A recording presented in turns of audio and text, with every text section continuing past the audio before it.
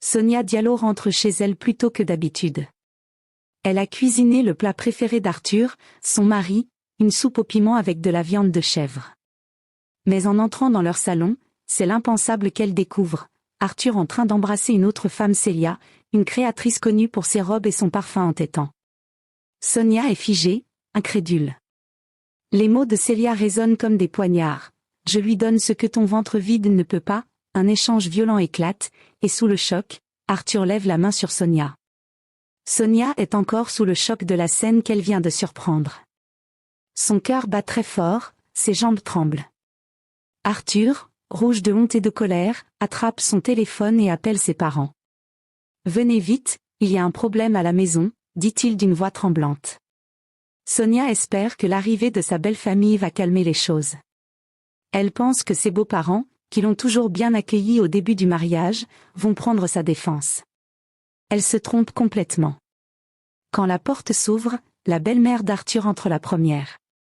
C'est une femme grande, toujours bien habillée, qui parle fort.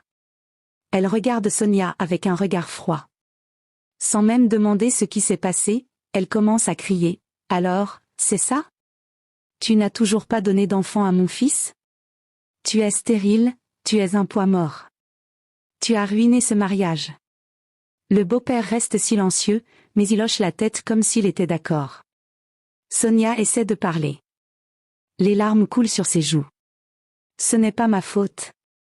Arthur m'a trompée avec Célia, et il m'a même frappée. » dit-elle d'une voix faible. Mais personne ne l'écoute vraiment. La belle-mère continue, « Une femme qui ne peut pas avoir d'enfant ne mérite pas de rester dans une famille honorable. Tu nous fais honte depuis des années. » Arthur, qui se sent soutenu, prend la parole à son tour. Il ne regarde même pas Sonia dans les yeux. « Tu as entendu ma mère. Tu n'as plus rien à faire ici. Cette maison n'est plus la tienne. » Ces mots sont comme un coup de couteau dans le cœur de Sonia. Elle qui a tout donné pour ce mariage, qui a cuisiné, nettoyé, soutenu Arthur dans ses projets, tout ça pour rien. Célia, qui est encore là, sourit discrètement dans un coin du salon. Elle sait qu'elle a gagné. La belle famille entoure Arthur comme pour le protéger. Personne ne demande à Célia pourquoi elle est dans la maison d'une femme mariée. Personne ne parle de la trahison d'Arthur.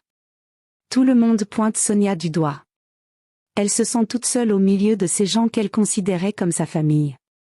Elle baisse la tête, les larmes coulent sans arrêt.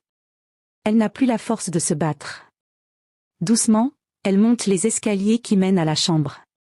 Chaque marche lui semble plus